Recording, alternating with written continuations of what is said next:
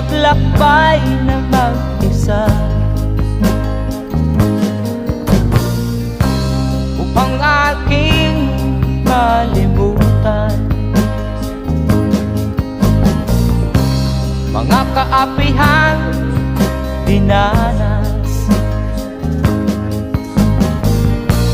Ihahanap ng kalunasan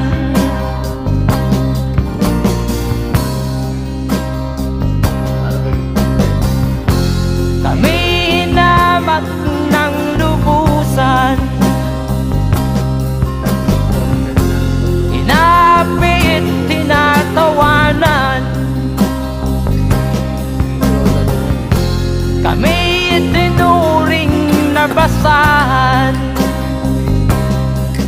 Sila ba'y makatuwid